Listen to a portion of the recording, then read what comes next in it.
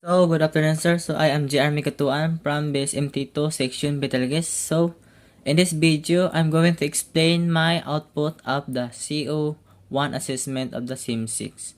So, this is my output.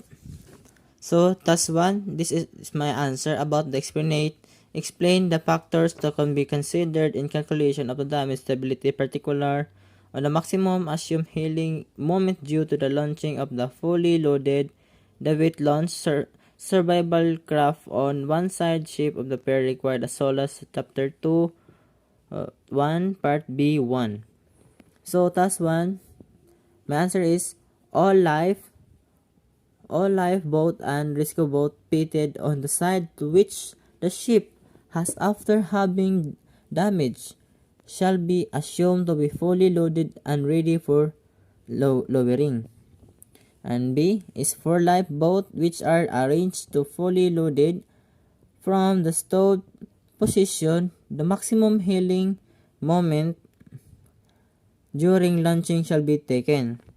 A fully loaded debit launch lifecraft attached to its debit on the side to which the ship has hit after having sustained damage shall be assumed to be a serving out ready for lowering. And letter D, person not in the life-saving appliance which are out shall not provide either healing or rotary moment.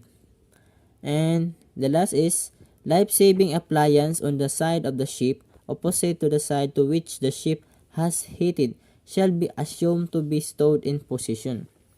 So in task 2, this is my output of the this is my illustration about the subdivision of the damage stability regulation of the double bottoms.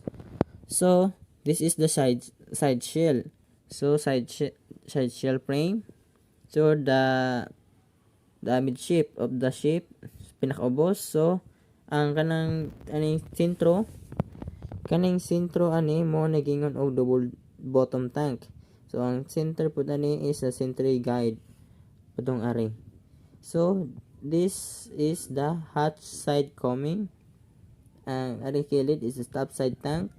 Kini tawag ni sila og end bracket, and kani kilid is hopper tank.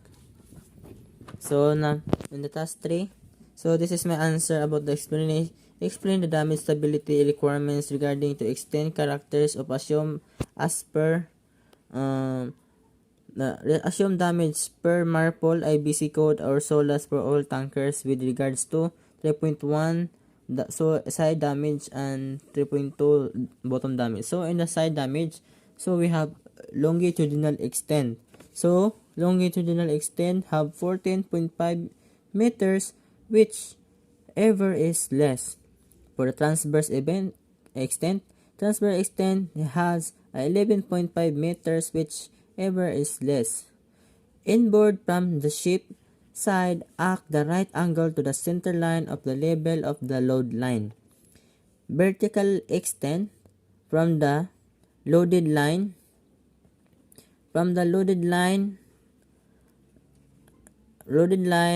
of the bottom plating at the center upward without limit.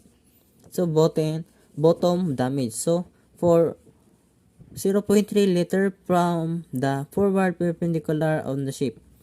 Longitudinal extent has 14.5 meters whichever is less than. Transverse extent has a 10 meters whichever is less.